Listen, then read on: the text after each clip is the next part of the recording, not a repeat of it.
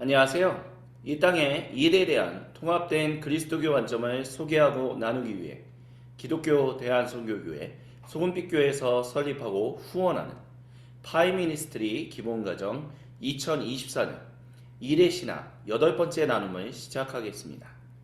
오늘은 비협조적인 문화에서 온전함으로 일하기라는 제목으로 예언자들에 대한 이야기를 통해서 우리에게 주시는 주님의 일에 대한 성경적 관점을 함께 이야기 나누겠습니다. 제가 잠시 기도하고 시작합니다. 거룩하신 주님, 일의 신학 8번째 나눔을 시작합니다. 구약 성경에 기록되어 있는 예언자들과 함께 관련한 그 본문에서 일의 신학의 일에 대한 성경적 관점을 우리가 온전히 알기를 소망합니다. 이 시간 우리를 방해하려고 하는 모든 악한 마귀 사탄 세력들은 나사의 그리스도 예수님의 이름으로 떠나가게 하여 주시고 주님의 지혜와 주님의 능력이 전하는 사람이나 듣는 우리 모두에게 충만하게 임하사 우리의 생각과 마음이 우리의 말과 행동이 우리의 전 존재가 변화되어 하나님께 영광을 올려드리는 거룩한 주님의 거룩한 일을 하는 사람들로 변화되도록 그리고 그 사람들의 일을 통하여 우리 주님의 영광 받으시길 우리가 간절히 소망하오니 주여 이 시간 우리와 함께하여 주옵소서. 시작하는 시간이 오니 마치는 그 시간까지 우리 주 하나님께서 함께하실 것을 믿음으로 고백하며 살아계신 주 그리스도 예수님의 이름으로 기도합니다. 아멘. 그래서 비협조적인 문화에서 온전함으로 일하기라는 제목을 저희가 가지고 함께 이제 이야기를 진행하려고 하는데요. 그래서 이제 비협조적인 문화라는 것은 결국 예언자들이 마주하고 있었던 그때 당시의 시대, 고대 이스라엘 민족, 국가, 통합 왕국이었던 그 이후에 이제 나누어졌던 분열 왕국, 즉 북이스라엘이나 남유다라고 하든 간에 그 모든 나라들이 하나님 앞에서 결국에는 하나님의 온전하심을 증거하는 사람들에게 굉장히 비협조적인 문화였다라는 것을 우리가 얘기할 수밖에 없다라고 아마 전제를 하고 이 일의 신학을 시작한다라고 말씀드릴 수 있겠습니다. 짤막하게 다시 정리한다면 결국에는 그리스도인으로서 즉 하나님 백성으로서 우리가 온전하게 살아가고 싶은데 우리가 마주하고 있는 대부분의 어떤 환경들은 비협조적이다라는 거예요. 그것에 동의하지 않는다라는 거죠. 그런 가운데서 우리는 근데 그런 곳이 하나님을 예배한다, 하나님을 섬긴다, 하나님 백성이다 라고 말하는 사람들에게서도 그와 같은 일들이 일어난다는 거죠. 그런 가운데서 우리가 어떻게 온전함으로 일할 수 있을 것인가 그 이야기를 우리가 함께 살펴보고자 한다라는 것입니다. 그래서 일의 성경적 신학에 대해서 저희가 삼위 하나님, 일하시는 분으로서의 하나님으로부터 시작하여 창조와 타락, 그리고 회복에 대한 이야기들 함께 이야기 나누고 있습니다. 그래서 이스라엘에 대한 하나님 백성에 대한 이야기를 다루고 있는데 오늘은 특별히 예언자들에 대해서 이야기를 할 것이다 라고 말씀을 드렸습니다. 예언자들은 하나님의 열정을 가지고 있었습니다. 이것을 다른 말로 하면 정감이라고 할 수 있어요. 오토파티라는 말인데요. 예언자들은 하나님 마음에 꽉 붙잡힌 사람들이었다라고 말할 수 있을 것입니다. 그래서 그들은 하나님이 중요하게 여기시는 것들을 그들 자신도 굉장히 중요하게 여겼어요. 그래서 그것을 가리켜서 고든 열정을 가지고 있었다라고 말할 수 있습니다. 그리고 예언자들 중 몇몇은 드물게 그 정치, 경제, 사회 그 중심부에 있었던 지도자들이었다라는 것도 우리가 살펴볼 수 있고요. 또 많은 사람들이 아는 유명한 사람들이었다라고도 얘기할 수 있습니다.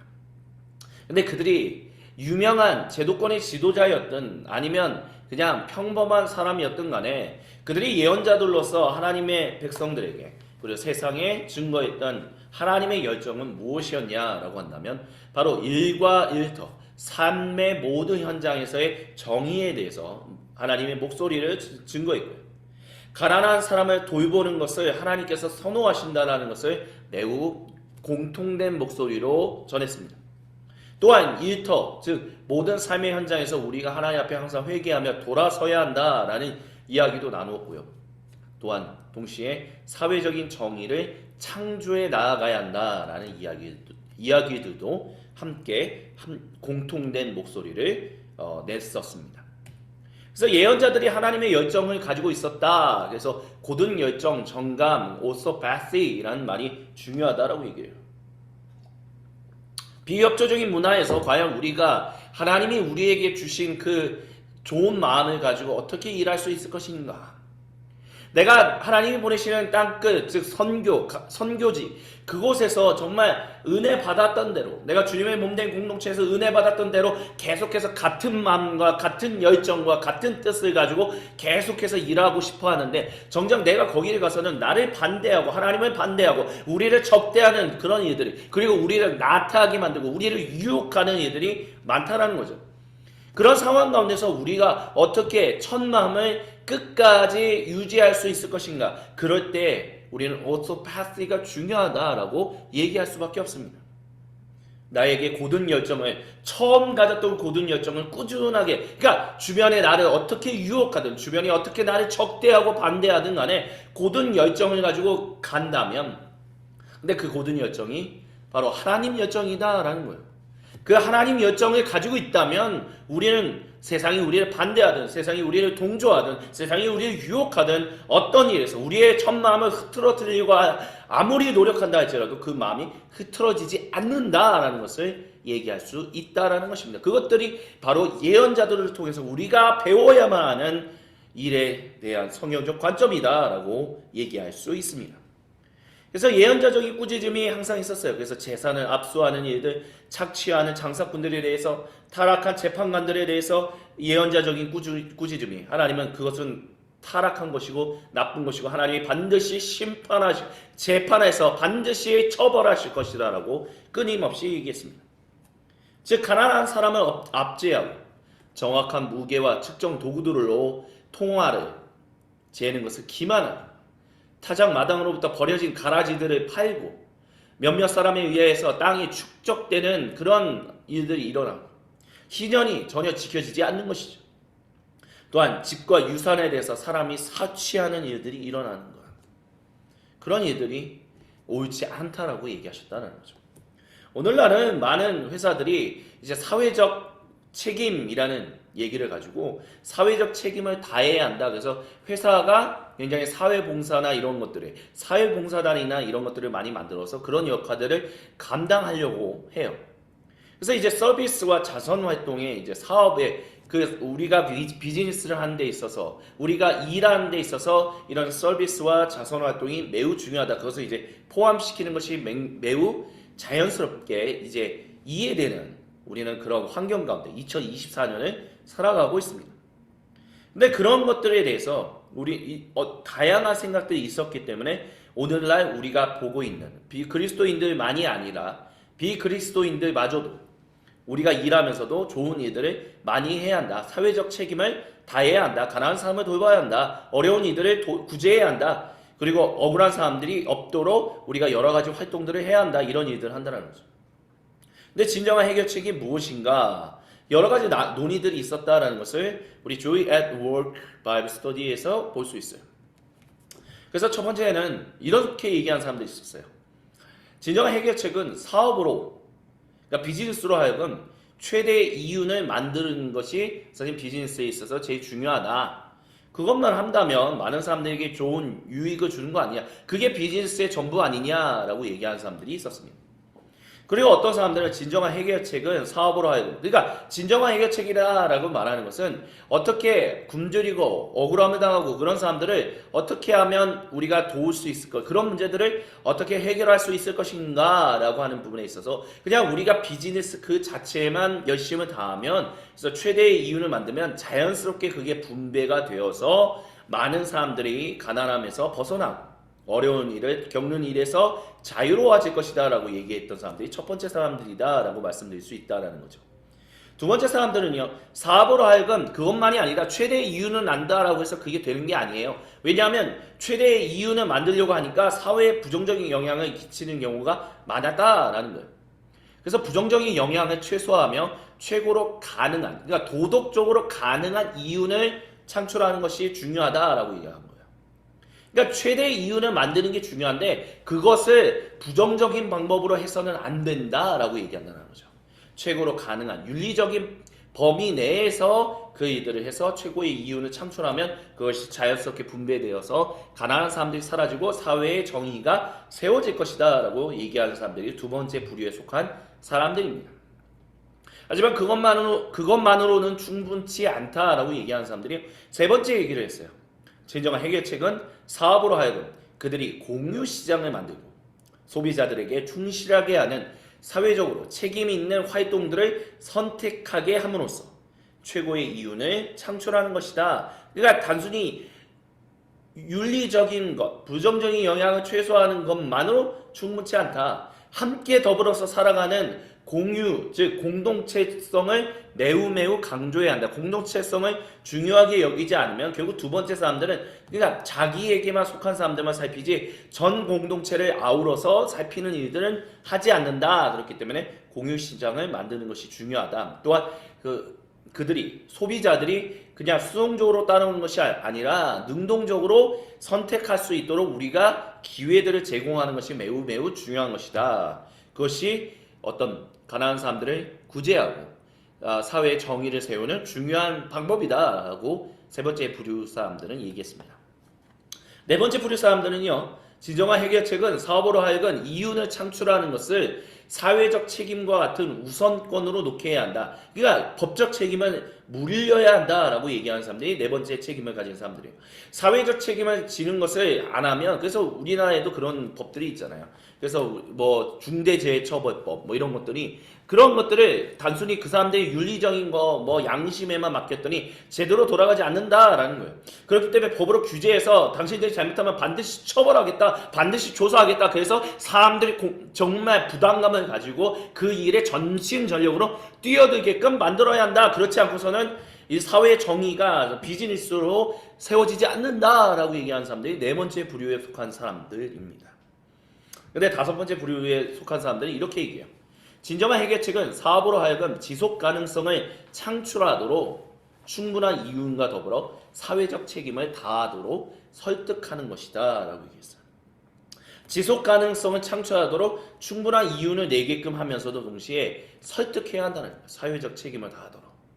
그러니까 이거는 이제 네 번째 부류의 사람들이 봤을 때는 굉장히 나이브하다, 되게 순진한 어리석은 생각이다 이제 이렇게 얘기할 거예요. 하지만 법적으로 이런 것들을 하면 결국에는 사람들의 활동에 있어서 규제가 들어가기 때문에 굉장히 위험하다. 그렇기 때문에 설득하는 것에 우리가 방점을 두고 이런 일들을 진행하는 것이 더 합리적이다. 그래야 비즈니스 하는 사람들이 사업하고 일하는 사람들이 그 일들을 잘 할 수 있다. 뭐 이렇게 얘기한다라고 볼 수 있겠습니다.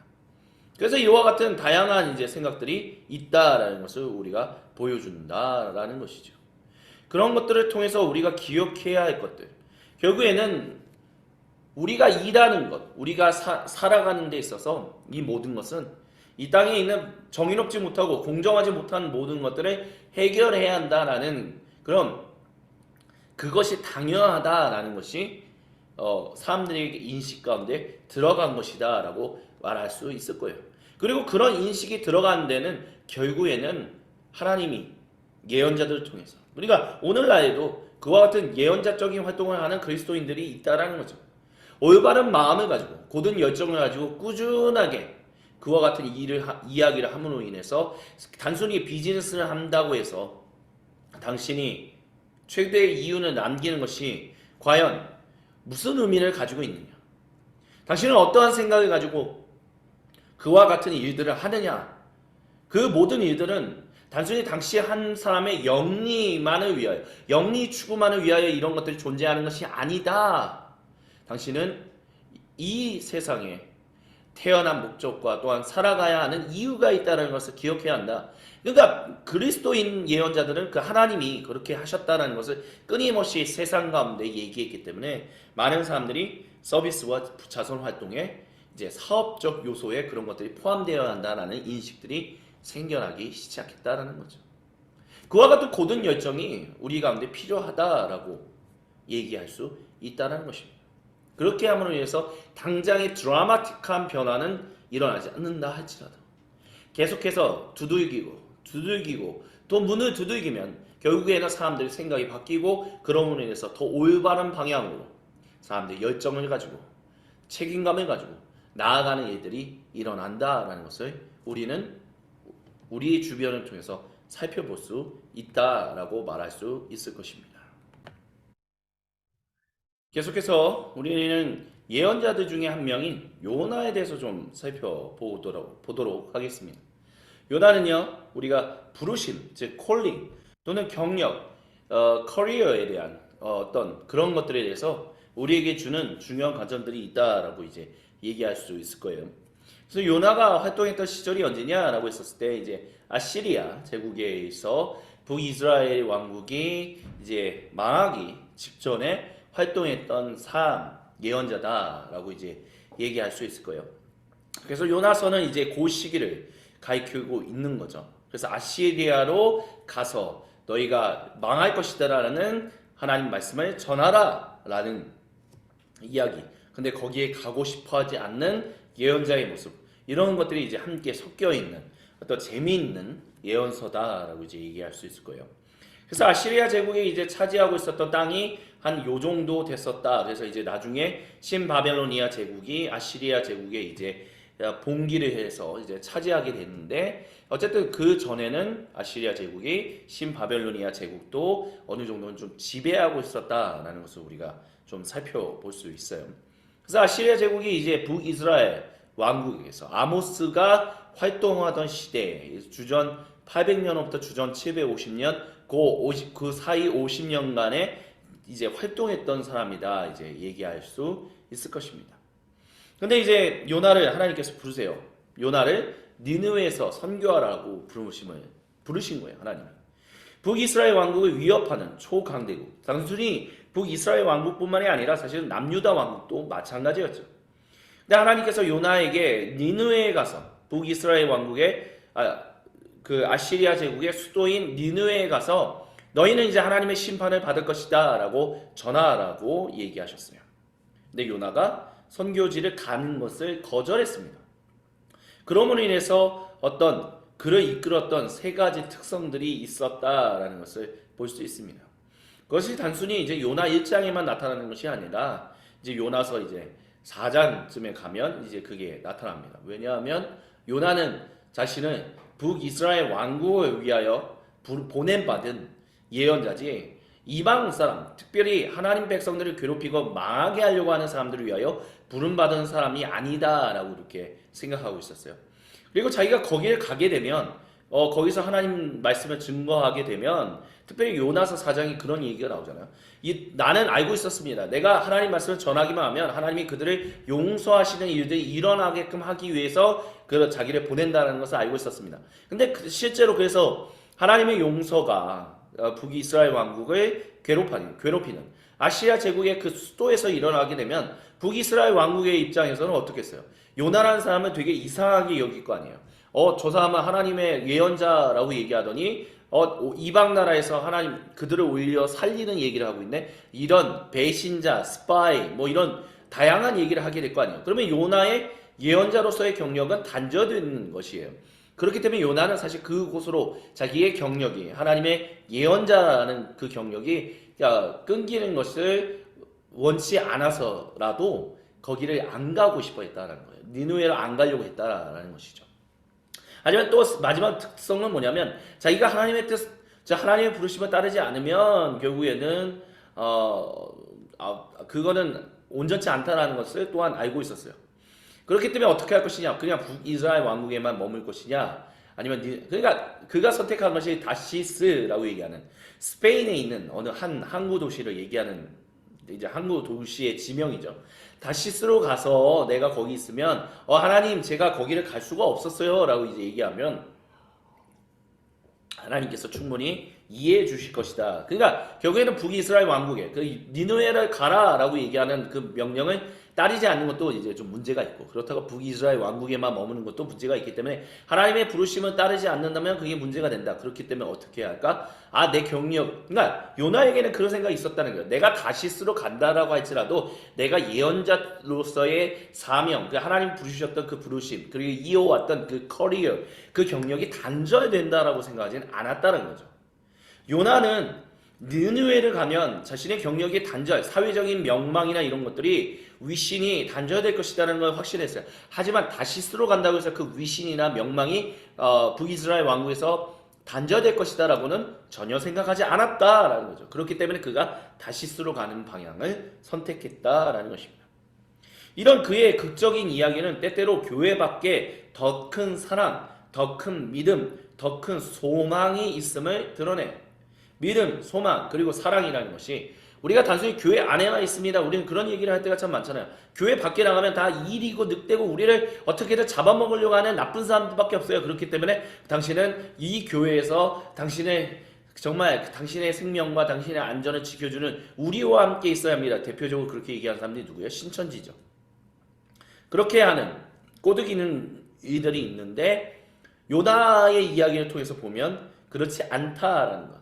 하나님은 때로는 교회 밖에서, 즉 자기 백성이라고 얘기하는 사람들의 그 울타리의 바깥에서 일하는 이들을 우리는 종종 목격할 수 있습니다. 그거는 신약 성경에서도 마찬가지예요.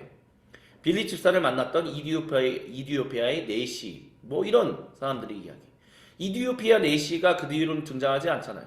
뭐 빌립 집사가 그 뒤에 잠깐 나타나지만 사도행전에서 뭐 사역을 한다, 뭐 그런 얘기 없거든요. 교회 공동체 내에 분명히 있었겠지만 어쨌든 예언하는 빌립 집사의 4명의 딸들의 교회 안에 꼭 속해 있었다, 뭐 그렇게 뭐 대놓고 얘기하지 않는 걸 보면 그가 교회 공동체 내보다는 좀 더 그 바깥에서 예언자적인 활동을 하고 있었다. 4명의 딸들과 빌립 집사가 또 그런 일들을 했었을 것이다. 뭐 이렇게도 볼 수 있는 가능성이 있다. 중요한 건 가능성이에요. 그렇다가 아니라 그럴 수도 있다라는 거죠.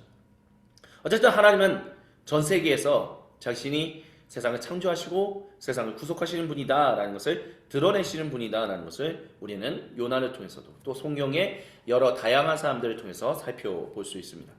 그래서 우리가 여러 가지 질문들을 할 수 있어요.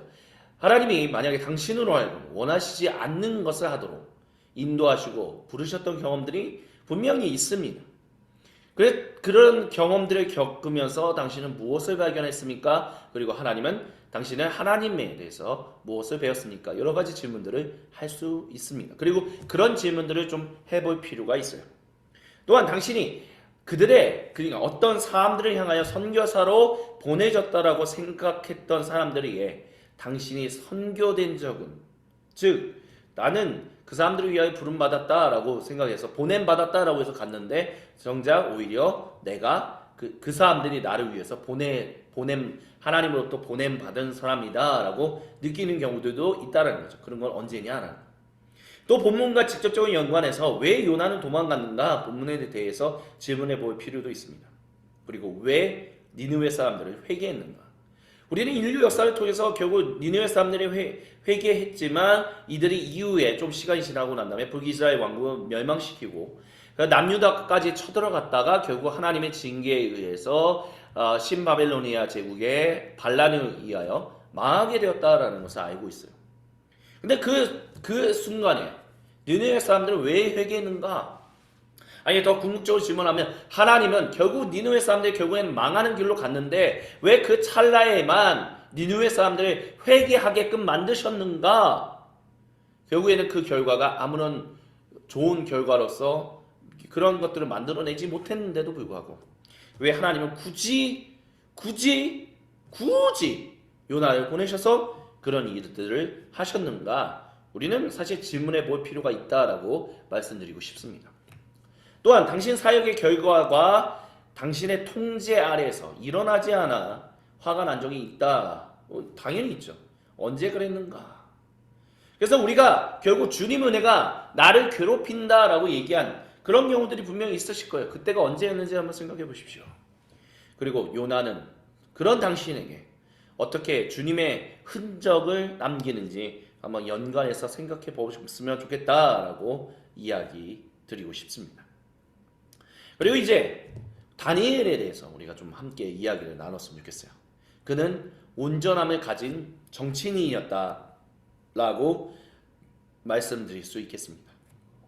다니엘은요, 신바벨로니아 제국의 결국에는 그 제국에 의해서 남유다 왕국이 망하면서 이제 신바벨로니아 제국이 가장 최전성기로부터 망하고 페르시아 제국에 등장하는 그 언저리까지 살았던 사람, 그리고 그와 관련한 이야기들을 담고 있는 것이 바로 다니엘서다라고 이제 얘기할 수 있어요.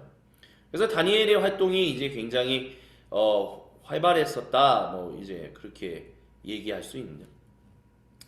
그래서 아까 전에 말씀드렸던 것처럼 아시아 제국이 신바벨로니아 제국에 의해서 망하게 되고 난 이후에 이제 총 남유다 왕국이 신바벨로니아 제국에 의해서 이제 궁적으로 이제 망하게 되는데, 그 전에 한 3번 정도 포로가 끌려가게 되는 일들이 있어요. 그래서 뭐 주전 605년, 주전 597년, 그리고 주전 587년 또는 586년. 그래서 587년 또는 586년이 바로 남유다 왕국이 완전히 신바벨로니아 제국에 의해서 망하게 된 해라 연이 그때다라고 이제 보통 얘기하죠. 그리고 이제 528년쯤에 신바벨로니아 제국이 망하고 70년이 되고 나서 페르시아 제국에 의해서 이들이 다시 포로로부터 귀환하는 일들이 이제 일어나게 됩니다. 그것도 이제 1차 귀환, 2차 귀환, 3차 귀환이죠. 그래서 1차 귀환은 보통 우리가 주전 528년 정도, 527년 뭐 이렇게 잡는다면, 2차 귀환은 주전 458년, 그리고 3차 귀환은 주전 445년, 보통 그렇게 우리가 이야기를 합니다. 그래서 신바벨로니아 제국은 사실 아시아 제국에 비해서는 한번 비교해 드린다면 그렇게까지 큰 제국은 아니었다. 하지만 유프라테스 강을 중심으로 꽤 큰 영향력을 끼치고 있었던 제국이었다라는 것은 우리가 얘기할 수 있을 것입니다. 그래서 그래서 1차 포로로 끌려갔던 사람들 중에 다니엘이 있었다라고 다니엘서 저자는 우리에게 이야기해주고 있어요. 그래서 다니엘은 굉장히 총명하고 굉장히 사회적인 지위가 있었던 자녀였고요. 사람의 자녀였고요. 또한 다니엘은 굉장히 명석하고 그랬던 사람이에요. 그러니까 선정되었어요. 끌려간 사람들 중에서 이제 신바벨로니아 제국을 위해서 섬길 누군가, 어떤 중간 관리층을 위해서 그런 사람들을 우리가 이 사람들을 유대인들 중에서 이 남유다 왕국 사람들 중에서 우리가 선정하자. 그래서 선정받았습니다. 그만큼 굉장히 어떤 능력을 인정받았다라는 것을 우리는 그가 선정받았다라는 것을 통해서 볼 수 있어요. 그리고 그가 이방인의 신바벨로니아 제국의 교육을 받았습니다. 그들의 언어를 배웠고, 그들의 문화를 배웠고, 그들의 종교를 배웠고, 그들의 정치 체계, 경제 체계를 배웠어요. 그리고 그 이방 문화에서 생활하기 시작했습니다. 그러니까 포로 생활 중에 이제 2가지 유혹을 받게 되죠. 그러면 다니엘은 내가 계속해서 이 남유다 왕국, 즉 하나님 백성이라는 고대 이스라엘 민족이라는 그 정체성을 계속 전혀 그 정체성을 지킬 수가 없는. 왜요? 성전도 없고 예배를 드릴 수도 없고 제사를 드릴 수도 없고 아무것도 없잖아요. 하나님은 바벨론 신의 신바벨로니아 제국의 주신인 마르둑에 의해서 이미 패배를 당했어요. 하나님이 패배당한 신이다라는 거예요. 그럼 하나님을 계속해서 섬길 것이냐? 아니다. 이제는 우리가 새로운 신을 섬기자. 이전의 정체성을 버리고 새로운 정체성을 이제 가지자. 그렇게 해서 그 문화에 동화될 수 있어요. 하지만 또 한편으로는 아니야. 그래도 나는 하나님 백성이야. 나는 하나님 백성으로서 계속 살 거야. 하나님 백성이라는 것을 나는 부인할 수 없어. 그렇기 때문에 나는 어떻게든 이 교육을 받는 것을 정말 싸우고 안 할 거야. 해서 내가 감옥에 갇히는 한이 있더라도 나는 그렇게 할 거야. 그래서 막 저항을 하는 거죠. 그러면 어떻게 되는 거야? 그 사회로부터 이제 결국에는 소외되는 거죠. 스스로 소외시키는 것이지만 또한 그 사회로부터 소외를 당하게 되는 거죠. 그러니까 가난한 사람, 결국에는 출세한 사람, 어느 정도 지위가 있는 사람, 영향력을 가진 사람이 아닌 결국에는 자기만의 그 성 안에 갇히는, 하지만 그곳에서는 결국 마이너가 되는 그런 일들이 일어나게 됩니다. 근데 이게 우리가 경험하는 세상에서 주로 일어나는 일이다라고 얘기할 수 있어요. 우리는 하나님을 예배하거나 하나님을 섬기거나 하나님을 높이는 그런 문화권에서 일하지 않습니다. 대한민국 사회가 그리스도교 문화권이 국가다라고 얘기할 수 있습니까? 아니에요. 여기는 그리스도 문화권이 전혀 없는 다 민족은 아니죠. 다 종교권 국가입니다. 그래서 종교를 웬만하면 서로가 서로를 평화를 이루자라고 하는, 마치 싱가포르이 그렇게 선택을 하는 거죠. 우리도 그와 같은 일들을 선택해서 석가탄신일이 있고 개천절이 있고 그리고 크리스마스가 있고 나중에 무슬림들이 만약에 많아진다면 아마 무슬림들의 중요한 라마단을 그렇게 여겨주는 일들도 일어나지 않을까라는 생각도 하게 됩니다. 대한민국의 국가 정책 방향은 그렇다는 거예요. 아직도 뭐 대한민국 국가 정책 방향은 굉장히 기독교적이다라고 얘기한다면 그거는 아니다라는 것을 반드시 기억하십시오. 우리가 일하는 가운데서 어떻게 하나님에 대한 이야기, 하나님과 함께하는 이야기 그런 것들에 대해서 양보받는 일들이 굉장히 많습니까? 그렇지 않다라는 거죠. 근데 그런 가운데서 그렇게 뭐 호의적이지도 않고 그렇게 너무 막 우리를 비판하는 것도 아니지만 그렇다고 해서 막 되게 뭐 어쨌든 어중간한 그런 환경 가운데서 우리는 우리의 믿음을 어떻게 지키며 또한 그것을 나누며 살아갈 수 있을 것인가? 왜냐하면 우리는 하나님 나라의 증인으로서 살아가고 있기 때문에 어떻게 할 수 있는가? 그런 여러 가지 고민들이 생길 수밖에 없다라고 얘기할 수 있을 것입니다. 그래서 포로 생활을 위한 세계관이다라고 얘기하는 이 부분을 통해서 우리가 배울 수 있는 일의 성경적 관점은 다음과 같은 것들이 있습니다. 첫 번째는요, 성육신적이고 변혁적인 개입을 우리가 이룰 수 있다라는 거예요. 폴 위암스 교수님, 폴 스티븐스 교수님의 이제 다음 제자였으면서 두 번째로 위젠트 칼리지에서 이제 모든 삶의 현장을 위한 신학 교수로서 활동했던 폴 윌리엄스 교수님은요. 다니엘은 신바벨로니아 제국의 언어와 문화를 배우는 중 가장 뛰어난 사람이었으며 이것이 그로 하여금 두 가지 유혹, 즉 방금 전에 보여드렸던 동화나 빈민화에 저항할 수 있는 힘을 가졌다라고 이야기를 합니다. 그리고 두 번째는 자주성을 가졌어요. 그래서 다니엘은 하루에 3번씩 기도하는 사람이었다는 거야. 하나님께 기도하는 사람으로 인해서 그로 하여금 위기에 반사적으로 반응할 수 있었다라고 얘기를 해요. 참고로 성육신적이고 변형적인 개입 두 가지 유혹에 저항할 수 있었다는 것은 짤막하게 이렇게 설명드릴 수 있을 겁니다. 첫 번째는요. 그가 나는 하나님 백성의 정체성을 지키면서 살아갈 거야. 실제로 그렇게 결정해서 살아갔어요. 근데 그것을 세상으로부터 그 사회로부터 고립되는 것을 고립되지 않고 그것을 지킬 수 있었던 것은 그가 이와 같이 언어와 문화를 배우는 중에 뛰어났기 때문에 그 사회에서 아끼는 사람이었기 때문이다. 이제 얘기할 수 있을 거예요. 다른 말로 한다면 그가 어느 정도 능력이 있었다는 거예요. 그러니까 하나님이 주신 능력을 잘 갈고 닦고 연마함으로 말미암아 그가 그런 단순히 나는 사회로부터 완전히 도망갈 거야 라고 한 것이 아니라 그 사회를 이해하고 그 사회 가운데서 어떻게 나는 하나님 백성의 정체성을 지킬 것인가 라는 부분에 있어서 지혜를 발휘할 수 있었다는 거야. 바로 그가 있는 신바벨로니아 제국에 합당하게 지혜를 사용하여 그가 그 사회로부터 소외되지 않고 자기의 하나님 나라 백성이라는 정체성을 지킬 수 있었다라는 것입니다. 그렇기 때문에 또한 거기에서 또한 동화되지 않았어요. 그래서 하나님 나라 백성으로서 나는 정체성을 지킬 거다라고 했었을 때 특별히 중요한 것은 그들 마루드에게 바쳐진 그 음식을 고기를 먹지 않아도 즉 풀을 먹어도 그것으로도 충분히 건강하게 살 수 있다. 그거는요 다른 말로 한다면 하나님이 주신 은혜 가운데서 어떻게 하면 채식을 해서라도 채식만으로도 건강하게 살아갈 수 있다는 것을 그가 어느 정도 그와 같은 지식을 가지고 있었다라고 얘기할 수 있다는 거죠. 하나님의 전적인 은혜가 있었고 그 개입이 있었지만 그가 신바벨로니아 제국의 언어와 문화를 배우는 것을 거부하지 않고 그것에 뛰어났기 때문에 그 사람들로부터 또한 인정받는 사람이었고 그 가운데서 그들의 문화를 이해하고 그들의 세상을 이해하고 그런 가운데서 나는 하나님 나라 백성으로서 동화되지도 않고 거기로부터 소외당하지도 않고 정말 적절하게 어떻게 하면 하나님 나라 백성의 정체성을 지키면서 동시에 하나님 나라의 증인으로서 살아갈 수 있을 것인가 라는 것을 잘 분별하고 또한 그와 같은 이들을 순종하며 그들에게 하나님의 살아계심을 증거했다라는 것이죠.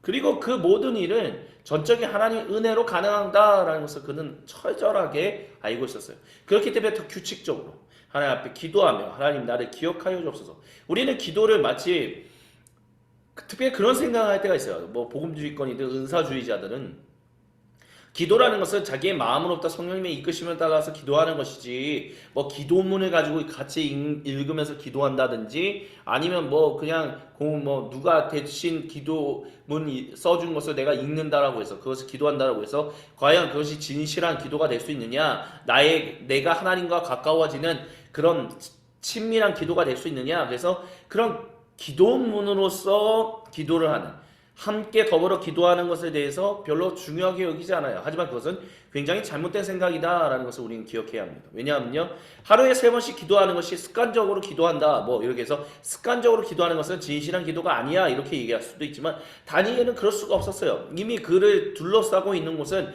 그가 자칫 잘못하면 소외당하거나 아니면 오히려 그들에게 동화되는 안타까운 일이 일어날 수밖에 없는 처절한 전쟁의 환경이었거든요. 그런 가운데서 그는 마음을 정하고 생각을 정하고 시간을 들여서 하루에 3번씩 기도했다라는 것입니다. 자주적으로 나아가서. 그래서 나는 이 시간을 하나님 앞에 기도하며, 그럼 무슨 기도를 했겠어요? 뭐 방언 기도를 했겠어요? 뭔 기도를 했겠어요? 그런 기도문을 가지고 고대 이스라엘 백성으로부터 내려왔던 그 기도문을 가지고 기도했다는 거예요. 아침 기도, 낮 기도, 밤 기도를 드렸다라는 것입니다. 그 기도문을 드리며, 하나님 우리를 기억하소서, 나를 기억하소서, 하나님 우리와 함께 하신 주님, 우리를 불쌍히 여기시고 우리를 살리사 다시 하나님 백성 되게 하여 주옵소서라는 그 간절한 기도를 드렸다는 거예요. 그 이야기는 다니엘이 하나님의 전적인 은혜가 없이는 이곳에서 하나님 백성, 하나님 나라 증인으로서 살아갈 수 없다라는 분명한 확신, 분명한 자주적인 정신을 가지고 있었다라는 것입니다. 오늘날 그리스도교인들 중에서 그와 같은 마음을 가지고 있는 사람이 과연 얼마나 있습니까? 자주적으로 하나님 앞에 나아가 기도해야겠다라고 생각하는 사람. 내가 뭐 방언으로 꼭 기도해야 돼? 아니요. 방언으로 기도하는 것도 좋죠. 근데 당신이 하나님부터 방언으로 기도하지 못한다 할지라도 내가 짤막하게 드릴 수 있는 그 기도, 그게 짤막한 기도문 한 줄이라 할지라도 주님 앞에 기도한다면, 주여 나에게 지혜를 주옵소서, 내게 분별할 수 있는 능력을 허락하여 주옵소서, 주님께 순종할 수 있는 은혜를 허락하여 주옵소서, 주여 주님의 은혜 없이는 내가 살아갈 수 없는 존재이오니 주여 나를 불쌍히 여기시고 나와 함께 하여 주옵소서라고 기도하는 그와 같은 자주적인 모습이 그리스도인들에게 필요하다라고 얘기할 수밖에 없을 겁니다. 다니엘은 그런 사람이었다는 거예요. 그래서 그는 그 모든 것을 통해서 세상과 인류 역사에 하나님 얼마나 그분이 크신가, 다른 말로 한다면 아무리 제국이 커 보인다 할지라도 하나님의 크심에는 견줄 수 없다. 모든 인류 왕국은 일시적이다. 아시리아 제국도 망하지 않았냐? 신바벨로니아 제국도 결국 쇠퇴하고 있지 않았냐? 페르시아 제국도 마찬가지일 것이다. 그리고 그 뒤에 나타난 바사 제국, 그리고 고대 그리스, 로마 제국 다 마찬가지다. 다니엘서를 읽었던 고대 유대인들은 그와 같은 믿음을 가지고 있었다라는 것입니다. 그렇기 때문에 다니엘서의 역사적인 어떤 그런 기록만이 아닌 다니엘이 받았던 예언, 환상, 이런 모든 것에는 내 왕국이라는 것이 매우 중요하게 작용합니다. 다니엘이 결국에는 포로로 끌려가게끔 만들었던 남유다 왕국을 망하게 했던 제국이 신바벨로니아 제국입니다. 그리고 그는 신바벨로니아 제국 안에서 신바벨로니아 제국이 가장 최전성기를 누리다가 쇠퇴해서 결국 망하게 되는 그 일대기를 다 본 사람이에요. 그리고 페르시아 제국, 그러면 그 사람이 어떻게 했어요? 페르시아 제국도 마찬가지죠. 그리고 그와 같은 기록을 남긴 다니엘서를 읽는 고대 유대인들도 다니엘과 같은 생각을 가졌습니다. 고대 그리스 제국 알렉산드로스가 가졌던 어마어마한 힘, 하지만 그것도 결국에는 무너지고 그가 죽고 난 이후에 4개의 제국으로 나눠지고, 참 재밌어요. 4개의 제국으로 나눠져서 결국에는 예루살렘을 누가 차지하냐에 따라서 그들에게 우호적이냐 또는 그들을 적대하느냐 여러 가지 경험들을 했었고, 그 다음에 로마 제국을 맞이할, 그리고 독립을 했었던 적이 있어요. 하스모니아 왕족, 마카비 가문 혁명으로 인해서. 하지만 그 왕국도 100여 년이라는 시간이 채 가지도 못하고 로마 제국에 의해서 망하게 됩니다. 그런 모든 것들을 경험하면서 고대 유대인들은 주 1세기 예수님이 공생의 사역을 시작할 때까지 그 가운데서도 오직 하나님 나라만 영원하다라는 것을 노래하고 또한 간구하고 찬양했었습니다. 내 왕국에 대한 비전이 다니엘서 2장에 이제 나타나 있죠. 그래서 신상에 대한 모습. 그래서 보통 금으로 된 머리는 신바벨로니아 제국이고 은으로 된 가슴과 팔은 페르시아를 상징하고 동으로 된 배와 넓적 다리는 그리스 제국을 표현하며 알렉산드로스 제국을 말하는 거죠. 그리고 철로 된 팔과 찰흙으로 된 도기는 로마 제국이다 이렇게 얘기해요. 포스트미스 교수님. 근데 또 다른 성경학자들은 로마 제국은 여기에 등장하지 않고 신바벨로니아 그리고 페르시아 전에 있었던 잠깐 등장했던 메데 제국 그리고 그 다음에 바로 나타났던 페르시아 제국 바사라고 보통 성경에서는 얘기를 하죠. 그리고 고대 그리스까지 얘기한다. 그래서 네 가지 제국을 얘기한다. 그리고 거기에 로마 제국도 포함된다. 뭐 이런 식으로 얘기하지 않았겠냐 이렇게 얘기를 해요. 근데 어쨌든 그 신상을 부수는 것이 돌이에요. 근데 그 돌이 누구냐? 하나님 나라라는 거죠.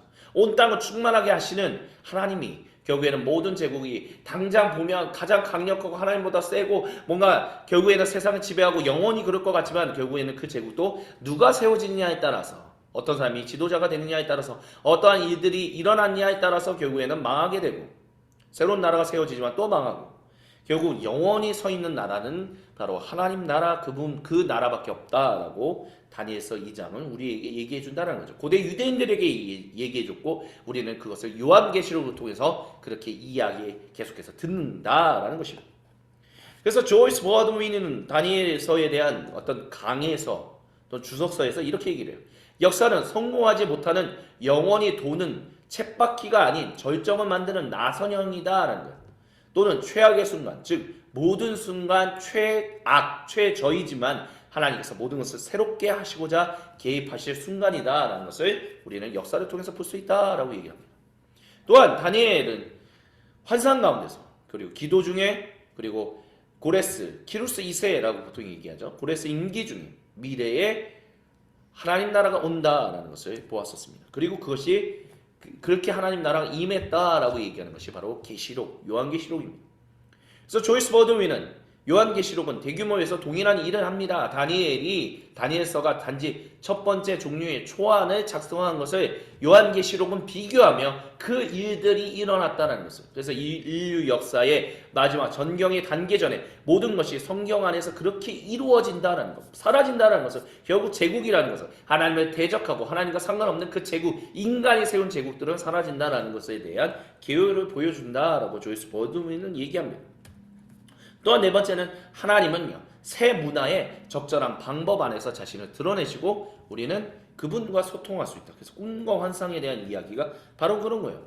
그러니까 이런 것들을 통해서 우리는 꿈을 통해서 환상을 통해서 하나님이 일하시는 것들을 발견하고 또 분별하고 하나님의 살아계심과 하나님의 이야기를 증거하는 예언하는 예언자적인 일들을 한다라고 얘기할 수 있습니다.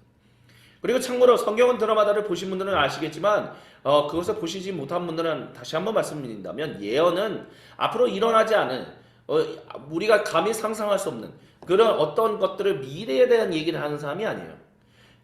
예언자들은요 하나님이 이미 미래에 완전히 완성하신 그날 그것을 통해서 오늘 지금 우리가 있는 이 삶의 현장에 어떠한 일들을 하고 계신가라는 것을 말하는 사람들이 예언자입니다. 미래에 어떤 일들을 내 미래에는 어떤 일들이 일어날 거예요. 뭐 재산이 있을 거예요. 뭐가 있을 거예요. 뭐가 있을 거예요. 이거는 예언이 아니에요. 하나님 나라의 예언자들의 예언과 전혀 상관없는 얘기입니다. 예언은 이미 정해져 있는 완성이라는 최종적인 예수님의 재림이라는 것을 통해서 그 이미 우리 안에 시작된 이 하나님 나라 그 가운데서 어떠한 일들이 우리 가운데서 펼쳐지고 우리는 어떠한 것들을 얘기하고 그것을 말하는 것이 하나님의 오늘의 일하심을 미래를 가지고 오늘 일하시는 하나님을 증거하는 것이 바로 예언입니다. 그렇기 때문에 하나님은 우리 가운데 그와 같은 꿈과 환상이라는 것도 오늘 지금 이곳에서 일하시는 최종적인 미래를 가지고 이 땅으로 오셔서 오늘 지금 우리와 소통하시는 하나님을 말하는 것. 그래서 꿈과 환상도 내가 꿈을 꿨는데 환상을 꿨는데 하나님이 이렇게 꿈을 주셨습니다. 이렇게 환상을 주셨습니다. 라는 것을 결국 오늘 우리에게 이 땅 가운데 일하시는 것을 말하는 것과 관련이 있어야만 그것이 하나님이 우리에게 주신 꿈, 하나님이 우리에게 주신 환상, 예언이다라고 말할 수 있을 것입니다. 그래서 다니엘서 2장, 다니엘서 7장, 다니엘서 8장 금, 은, 동, 철, 돌 또는 7장의 사자, 곰, 표범, 짐승, 하늘의 법정 8장의 순양, 순년소 이런 것들은 신바벨로니아 제국, 페르시아 제국, 그리스 제국, 로마 제국 또는 다른 성경학자에 따르면 신바벨로니아 제국, 메데 제국, 바사 즉 페르시아 제국, 그리고 고대 그리스 알렉산드로스 1세 알렉산더 대왕이 이끌었던 그 제국을 말하는 것이다 라고 얘기할 수 있을 것입니다. 다니엘은요, 재교육받는 것, 그래서 새로운 문화의 교육을 받는 것, 이름을 바꾸는 것에 대해서는 양보했었어요. 우리나라는 이제 일제에 의해서 이제 뭐라고 그럴까요? 지배를 당할 때 언어 이름 바꾸는 것, 창씨 개명이라고 했었잖아요. 그거에 대해서 굉장히 많이 반대를 했었죠. 그거는 온전치 않다 이렇게 얘기를 했어요. 근데 그것과 비교해야 한다면 다니엘은 이름을 개명하는 것, 그리고 새 언어를 배우는 것에 대해서 전혀 부담감을 느끼지 않았어요. 그래서 다니엘이 만약에 우리가 일제시대의 그 포로기 가운데 어떤 사람이었다면 굉장히 많은 사람들로부터 비판을 받았을 거예요. 왜냐하면 우리나라의 독립운동은 언어를 지키는 것, 그리고 이름을 개명하지 않는 것, 그것과 굉장히 긴밀하게 연관이 되어 있었기 때문에 그래요. 조이스 버드윈은 신바벨로니아 제국의 문학을 공부하는 것은 완전히 다른 생각의 세계로 들어가는 것이었다. 그래서 그걸 배우는 것에 대해서 다니엘은 크게 문제 삼지 않았고 그것을 어렵게 생각. 하나님은 그것을 문제 삼지 않았다라고 얘기를 해요. 그러나 이제 음식은 양보하지 않았죠. 그러니까 민족적인 정체성이 하나님 나라 백성의 정체성은 음식이었어요. 그래서 하나님과 그와의 언약적 관계에서 음식을 양보한다는 것은 폭력을 하나님께로 끼치는 것이고 다른 사람들에게도 끼치는 것이다 라고 했어요. 그래서 이것은 단순히 의식적인 것이 아닌, 그러니까 리추얼, 어떤 그런 그냥 단순히 제도적인 것만이 아닌 내가 도덕적으로 정말 타락하게 되는 중요한 문제가 되는 것이다 라고 다니엘은 생각을 했었습니다. 그렇기 때문에 어떤 그런 일들만큼은 해서는 안 된다. 그래서 그가 따로 먹을 수 있게 해주십시오 라고 얘기했어요. 따로 먹을 수. 다른 사람들과 같이 먹지 않고 따로 먹게. 그러니까 단순히 풀만 먹게 해주십시오 라는 게 아니라 다른 사람들과 함께 풀을 먹게 해주십시오 라고 얘기했던 것이 아니라 우리가 따로 이 풀을 먹을 수 있게. 그래서 음식을 공유하는 것은 이게 다른 사람들과 공유하는 것은 문제가 되는 것이다. 이제 그렇게 생각했다는 거예요. 자기의 정체성을 지키기 위해서는 어떤 음식 자리만큼도 따로 가질 수 있어야 한다라는 생각을 다니엘이 가지고 있었다라고 우리는 볼 수 있습니다. 그래서 다니엘은 결국 사람들로부터 신바벨로니아 제국의 관리로부터 신뢰받는 사람이 되었습니다. 그리고 다니엘서 1장에 보면 뭐라고 얘기를 해요? 다니엘이 하나님께서 다니엘뿐만이 아니라 그 세 친구도 있었죠. 그 세 친구 모두 4명에게 지식을 얻게 하시고 문학과 학문이 능통하게 하셨는데 특별히 다니엘에게는 꿈과 환상을 해석하는 능력까지 주었다라고 이야기를 합니다. 그렇게 함으로 인해서 결국 다니엘서 2장에 어떠한 일들을 겪게 됩니까? 일단 원칙이 분명했다는 것을 우리는 볼 수 있어요. 무엇이 하나님 나라 백성으로서의 정체성을 지키는 것이고 어떤 것은 크게 상관이 없는 것인가 라는 것을 분별할 수 있는 능력이 안에 있었다는 거죠. 그것을 우리에게 그냥 있는 그대로 그냥 적용할 수 있다? 그렇지는 않아요. 우리에게도 하나님 나라 백성으로서의 정체성, 대한민국에 살고 있는 사람으로서의 정체성을 지키는 것들이 따로 있겠죠. 그렇기 때문에 다니엘서는 뭐 창시계명이나 뭐 이런 것들 언어를 배우는 것은 뭐 문제가 없었기 때문에 뭐 우리가 일제의 식민지로 있으면서 언어 배우고 창시계명 한다라고 해서 꼭 문제가 되는 것은 아니었지 않았겠냐 이런 식으로 단순하게 적용할 수는 없습니다. 그렇기 때문에 우리는 그것을 가지고 오늘 우리의 시대에 우리의 정체성을 지킬 수 있는 것, 그래서 양보할 수 있는 것과 타협할 수 없는 것들을 분별할 수 있는 원칙이 분명하게 세워져 있어야만 할 것입니다. 그렇게 함으로 인해서 결국에는 그 다니엘서 2장에 이제 신중한, 그가 지혜를 가진 사람이 정말 실천적이며 올바른 생활을 함으로 말미암아 신중한 어떤 모습을 가진 신중한 사람이었다라는 것을 2장이 우리에게 보여줘요. 그래서 온전함이라는 것은 신중한 사람을 가지고 있는 사람이다 라고도 얘기할 수 있을 겁니다. 그리고 그런 신중함을 가지는 사람은 원칙이 있는 사람들이다 라고 얘기할 수 있어요. 원칙 없이는요 지혜라는 것은 나올 수 없습니다. 신중할 수 없어요. 내가 원칙을 가지고 있어야만 어떠한 수많은 정말 급변하는 정말 별의별 일들이 일어나는 그 상황 가운데서 정말 잘 분별하면서 살아갈 수 있습니다. 원칙이 없는 사람은요 분별조차도 할 수 없어요. 그래서 다니엘서 2장을 보면 느부갓네살 왕이 꿈을 꿉니다. 그래서 이거에 대해서 이제 느부갓네살 왕이 이제 질문하고 그러는데 침착함을 잃지 않고 위기 안에서 믿음을 발휘해서 기도로 함께할 수 있는 믿음의 동료 또 마음의 동료들이 있었죠. 뭐 새 친구도 있었고 그래서 마침내 결국에는 꿈을 해석하고 그 모든 것이 하나님 덕분이다라고 그분께 감사하며 느부갓네살 왕에게 하나님의 살아계심을 마르둑 신보다 더 크신 분이다라는 것을 증거하게 됩니다. 그리고 다니엘서 3장은요. 능력을 우리에게 보여줘요. 풀무불 가운데 다니엘이 사실 다니엘보다는 세 친구에게 더 초점을 맞췄죠. 그래서 이 세 친구가 나는 절대로 설사 하나님이 우리는 하나님이 우리를 구해 주실 거라는 걸 믿습니다. 그러니까 원칙이 있으니까 양보하지 않은 거예요. 신에게는 절할 수 없고 그 신에게 바쳐진 음식은 먹을 수 없다. 왕에게 대들었던 것이다. 이렇게 얘기할 수 있을 겁니다. 그런데 하나님이 우리를 충분히 구원해내실 수 있는 분이지만 그렇지 않는다 할지라도 우리는 왕이 세우는 신상에 절할 수 없다라고 해서 풀무불에 빠지게 돼요. 근데 그 풀무불 속에서 한 사람이 더 있었다라는 것을 보게 됩니다. 그래서 그것이 그 한 사람이 천사였다라고 얘기하는 사람들도 있고요. 그 한 사람이 이제 인자였다, 즉 예수님이었다라고 얘기하는 사람들도 있어요.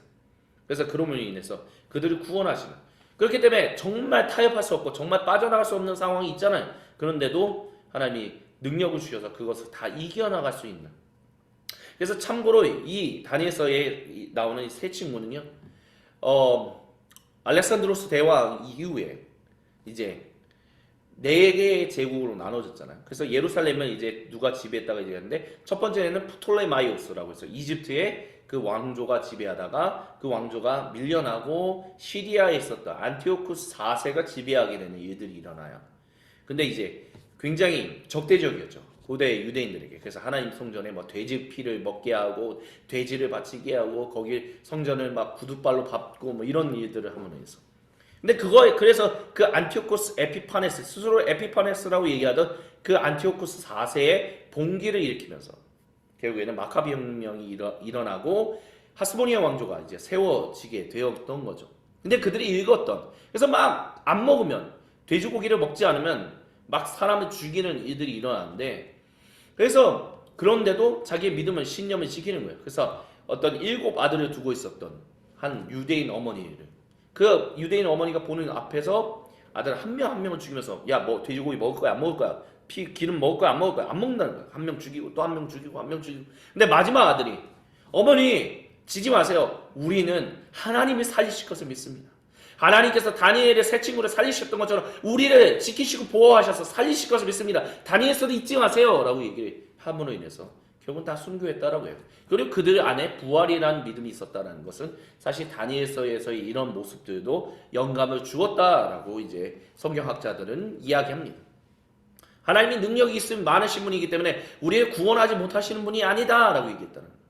그렇기 때문에 우리의 적대에서 우리가 도저히 빠져나갈 수 없는 상황 가운데 있다 할지라도 하나님이 우리를 보호하시지 않는 것, 능력이 없는 것처럼 보인다 할지라도 그것은 하나님이 그 일을 통해서 하나님의 살아계심을 그들에게 증거하기 위하여 너희가 얼마나 잘못된 길을 가고 있는지를 내가 반드시 보여주겠다는 것을 우리가 목숨을 다한 증거를 통해서 보여주시기 위하여 우리를 순교당하게 하시는 겁니다. 그렇기 때문에 우리는 하나님의 능력 가운데서 순교한다. 그러니까 중요한 건 뭐예요? 순교도 그러니까 순교라는 게 사실 증인이라는 뜻이거든요. 피스투스라는 그러니까 그 믿음이라는 것이 결국에는 마르타 증언하는 사람이다라는 건데 그것이 마르타라는 말이 결국에는 순교자들로 완전히 그리스도인들을 통칭하는 말이 되었잖아요.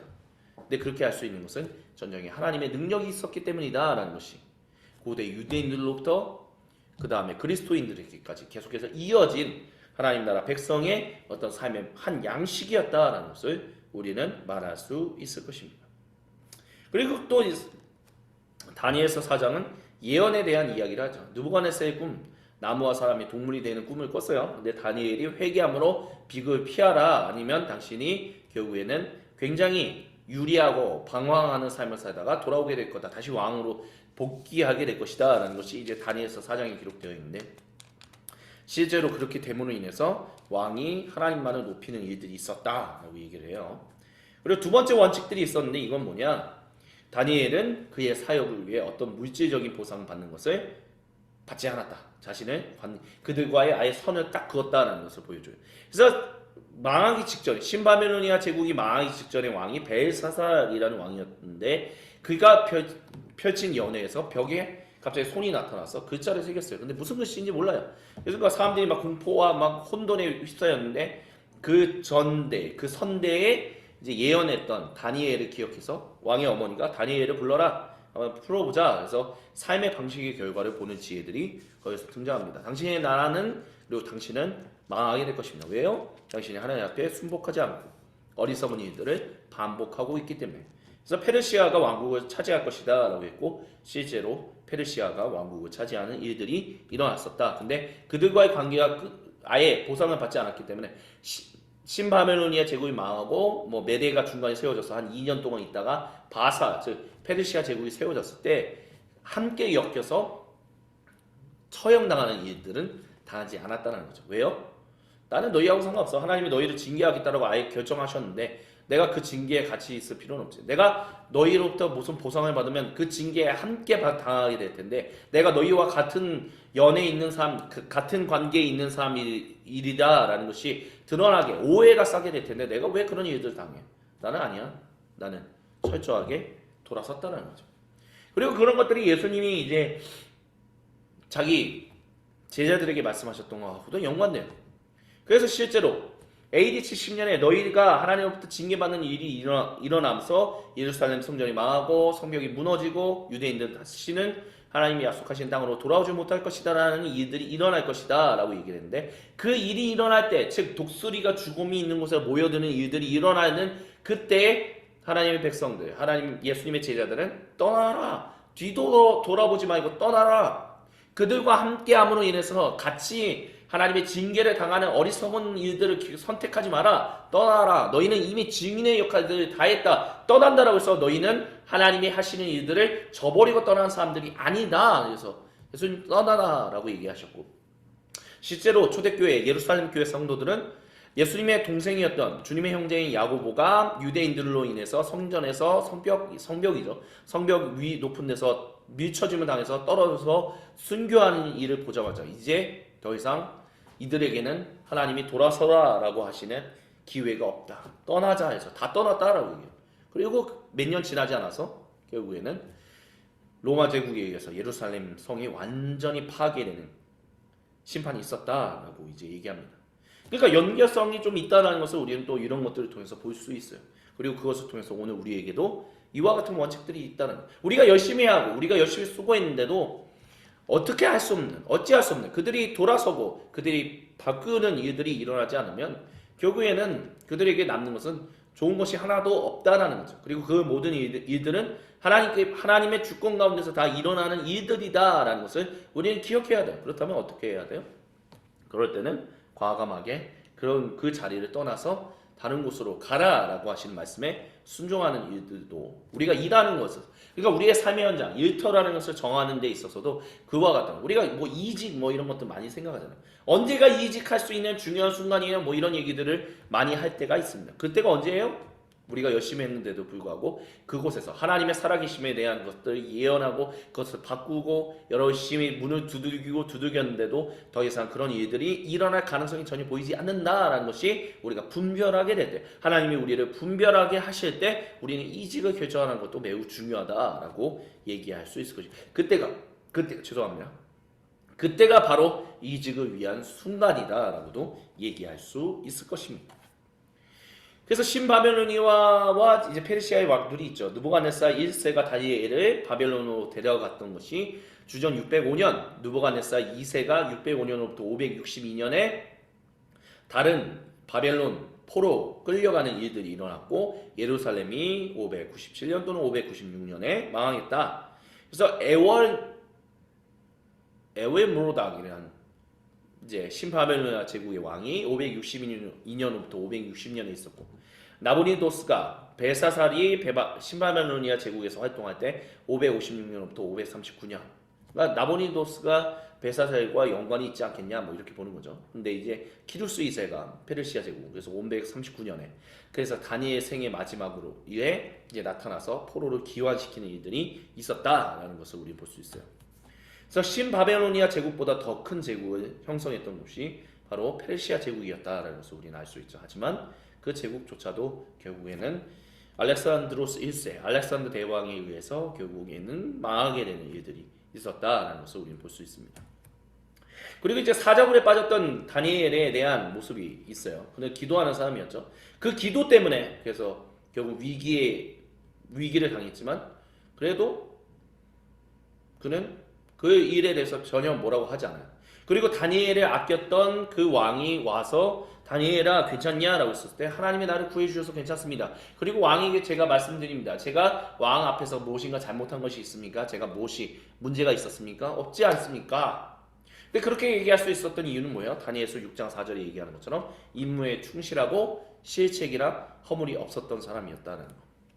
그러니까 우리의 삶의 모든 현장에서, 우리의 일터에서, 우리의 직장에서, 우리의 비즈니스에서 우리는 이와 같은 사람이 될 수 있도록 끊임없이 하나님께 기도하고 하나님과 대화하고 분별하고 지혜를 구하고 그 지혜를 따라서 순종하는 능력을 가진 사람들이 되어야 한다. 그런 것들을 우리는 또한 다니엘서 6장을 통해서 볼 수 있을 거예요. 그리고 다니엘서 9장에 나와 있는 청원. 우리가 아직도 포로기 가운데 있습니다. 이미 포로가 돌아갔는데 하나님, 우리가 아직도 주님이 우리에게 그 수르바벨 성전에 임하지 않으셨습니다. 하나님이 자기 백성에게 돌아오지 않으셨습니다. 우리는 아직도 우리의 죄 때문에 포로 생활 가운데 있습니다. 주여 우리를 불쌍히 여기소서. 근데 이 불쌍히 여기시는 것은 하나님의 성품에 있다. 저는 살인 소욕은 없습니다. 다만 하나님 당신의 다스리심, 당신의 사랑이, 당신의 이름이 온전한 영광을 받는 것에 대해서만 저는 관심이 있습니다 라면서 기도를 해요. 또한 다니엘은 그래서 우리의 포로 생활을 끝내게 하실 것입니다 라는 기도를 드리고 하나님이 반드시 대답하실 것이다 라는 것을 기대하는 모습을 다니엘서 9장 4절부터 19절을 통해서 볼 수 있습니다. 이 모든 일들이 결국에는 우리로 하여금 주는 지혜들이 있어요. 무엇으로 하여금, 당신으로 하여금 포로 생활 중에 살고 일한다라고 느끼게 합니다. 우리는 이 세상에 살지만 이 세상에 속하지 않은 사람들이에요. 하지만 아직도 이 세상에 주님의 자유로운 백성이 아닌 세상에 포로된 생활을 하는 사람들이 수많은 사람들이 있고 그들로 인하여 파생하는 문화들이 우리가 마주하는 문화권이다라는 것을 우리는 분명하게 알고 있습니다. 그들이 우리에게 우호적이지 않아요. 우리 때로는 적대예요. 우리에게 별로 관심이 없어요. 그런 가운데서 우리는 어떻게 살아가야 할 것인가? 우리는 분별할 필요가 있습니다. 그래서 이 회복, 이스라엘 예언자들을 통해서 우리가 우리의 삶, 우리의 일에 적용할 수 있는 것은요, 하나님의 부르심, 정의, 온전함, 문화 안에서 그러나 문화에 속하지 않은 삶이 무엇인가에 대한 어떤 그런 것들을 우리의 삶에 적용하는, 우리의 일에 적용하는 것들을 우리 예언자들을 통해서 배울 수 있습니다. 그래서 일을 탁월하게 마치는 것, 다니엘이 우리에게 주는 모습이죠. 왕이 그들에게 온갖 지혜나 지식에 관한 문제를 물어보고서 그들이 전국에 있는 어떤 마술사나 주술가보다도 10배는 더 낫다는 것을 알았다.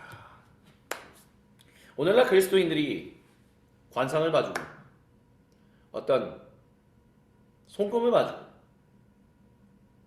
그런 돌을 닦는 사람들보다 그들이 얘기하는 것보다 더 나은, 그러니까 세상 사람들로 하여금 하나님을 믿지 않는 비그리스도인들로 하여금 이것이 더 탁월하다. 그리스도인들이 내놓는 지혜, 그리스도인들이 보여주는 삶의 양식이 그들이 말하는 주술가나 점성가나 아니면 관상이나 타로나 점을 봐주는 사람들보다 100배는 더 낫다라는 이야기를 현재 듣고 있습니다. 그런 이야기를 듣기 위해서는 우리는 어떠한 일들을 하면서 살아가야 합니까? 우리에게 지금 오늘 이 순간 질문하시는 하나님의 강력한 질문이다라고 말씀드리고 싶습니다. 도로스 세이어즈는 왜 1인가? 라는 곳에서 이렇게 얘기를 했어요. 목수에게 제일 중요한 것은 그가 무엇을 만들 때 첫째로 요구하는 것이 좋은 탁자를 만들어야 한다라는 것입니다. 그러니까 첫째로 요구하는 것이 무엇이냐라고 했을 때 좋은 것을 만들어야 한다는 거예요. 좋은 것. 뭐 탁자든 그게 무엇이든 간에. 뭐가 제일 중요해요? 돈이 중요해요? 뭐가 중요해요? 아니요. 가장 중요한 재료를 쓰는 겁니다. 그래서 가장 좋은 결과물을 만들어내는 것입니다. 가장 좋은 결과물을 만들어내기 위해서 가장 좋은 재료를 사용하고 가장 좋은 도구를 사용하고 가장 좋은 것들을 가장 좋은 사람들과 협업하고 가장 좋은 소비자들에게 주는 것. 그게 목소에게 있어서 제일 중요한 것이다 라고 도로스 에이저즈는 얘기했어요. 그래서 우리가 어떤 일에서 탁월함으로 일하고 싶다면 어떻게 해야 하는가? 어떻게 해야 하는가? 그래서 정말 내가 내 일에서 탁월하게 일하고 있다. 또는 누군가가 탁월하게 하나님의 살아계심을 증거하는 일들을 그의 일을 통해서 하고 있다면 그 사람을 방해하지 말고 그 사람이 거기서 하고 있는 적절한 소명을 종교적인 모임이나 교회 바자회로 대체하지 않도록 합시다 라고 얘기했다라고요. 하나님 그 사람을 부르신 그곳에서 그 사람이 하나님을 섬길 수 있도록 하자라고 얘기했다라고 합니다. 우리 이 얘기를 이렇게 적용할 수 있을 것 같아요. 하나님의 거룩한 일을 하는 것. 그래서 열심히 정말 하나님이 자신에게 주신 부르심에 따라 하나님이 주신 자기에게 주신 재능과 기질과 모든 것을 따라 열심히 그곳에서 일을 하면서 정말 결과물들을 만들어내고 있어요. 근데 교회 목사님들 중에 교회 사역자들 중에 야 너 교회 봉사 안 하고 야 너 예배 드리 새벽기도 안 나와 너 뭐 안 해 뭐 안 해 뭐 안 해 너 믿음 없어 너 믿음 약해졌어 큰일이야. 교회 나와 같이 기도해야 돼. 내가 가서 같이 붙잡고 기도해 줄게. 내가 가서 야 너 싸워야 돼. 내가 이 시간만큼 나오겠습니다. 그렇지 않으면 너 믿음 약해진 거야. 교회 사역자들이 그런 얘기를 할 때가 있다는 거. 근데 그 사역자들은 전혀 이와 같은 기본적인 이해가 하나도 없는 바보들이다 라고 얘기할 수밖에 없을 겁니다. 그렇기 때문에 도로스 에이어즈는 어떤 사람이 정말 자신의 삶의 현장에서 그 일터에서 탁월함으로 자기의 비즈니스에서 그것을 통해서 하나님께 영광을 올려드리는 예배를 드리고 있다는 것을 발견하면 그의 믿음이 약하다, 그의 믿음이 약해졌다 이런 쓰잘데없는 헛소리 하지 말고 그 하나님을 온전히 섬길 수 있도록 더 지지해주고 더 서포트해주고 더 옹호해주고 더 후원해줘라. 그것이 중요하다라고 얘기했습니다. 또한 온전하게, 그러니까 일을 시작했다면 끝까지 탁월하게 마치는 것, 그것이 중요하다는 것을 우리는 예언자들을 통해서 배울 수 있는 중요한 점이다라고 얘기할 수 있을 거예요. 또한 온전한 사람, 다니엘이 다른 정승들이나 지방 장관들보다 더 우수했으므로 왕이 그를 나라의 통치자로 임명하고자 했습니다. 그러자 다른 정승들과 지방 장관들이 다니엘이 나라 일을 잘못 처리한 것을 찾아내려 하였습니다. 그러나 그들은 그에게서 아무런 실책이나 허물을 발견하지 못했습니다. 이것이 단순히 능력치를 말하는 걸까요? 아니요. 그의 윤리적인 것, 그의 도덕적인 것, 그의 삶에 조금이라도 흠집이라는 것, 아무것도 없었다는 거예요. 물론 우리가 정말 온전한 것이 과연 가능한가라는 것에 대한 질문은 분명히 있습니다. 하지만 우리가 하나님과 함께 살아갈 때 우리는 온전한 존재가 될 수 있다는 것은 하나님이 약속하신 일입니다. 그렇다면 우리의 부족함이 있지만 우리가 적어도 하나님 앞에서 끊임없이 온전하게 살아가고자 하는 그것을 추구할 수는 있다는 거죠. 하나님 내가 온전하게 살아가게 하여 주옵소서. 주님 진실로 제가 바르게 올곧게 고든 열정을 가지고 살아가게 하여 주옵소서. 비그리스도인들이 2024년 지금 이 순간에도 그리스도인들을 조롱하고 비난하는 것이 무엇입니까? 회개, 그냥 잘 살지. 회개하고 자기들 자꾸 회개해서 고든 열정도 없이 내가 조금 잘못하더라도 그리스도인들은 회개하면 돼. 이런 얄팍한 생각을 가지고 있다라고 우리를 조롱합니다. 물론 그들 비그리스도인들의 그 비난에는 잘못된 이해가 있다라고 얘기할 수 있을 거예요. 하지만 그것이 단순히 그들만의 잘못은 아니다라는 것을 우리는 기억해야 합니다. 그리스도인들이 고든 열정을 가지고 있는 것이 안 보인다라는 거예요. 내가 온전하지 못한 존재, 그 온전하게 살기에는 참 부족한 존재라는 것을 알아요. 하지만 그렇다고 해서 그것을 당연한 것처럼 인식해서는 안 된다라는 거죠. 주여 나를 불쌍히 여기소서라는 것은 고든 열정을, 내가 연약한 사람이라는 것을 인정하며, 하지만 고든 열정을 가지고 끊임없이 온전하게 살아가고자 열심히 하는 사람이다라는 거예요. 그런 사람들을 과연 비그리스도인들이 욕할까요? 비그리스도인들이 그런 사람을 향하여 쟤네는 회개만 하면 다인 줄 알아. 차라리 잘못을 하지 말고 살지.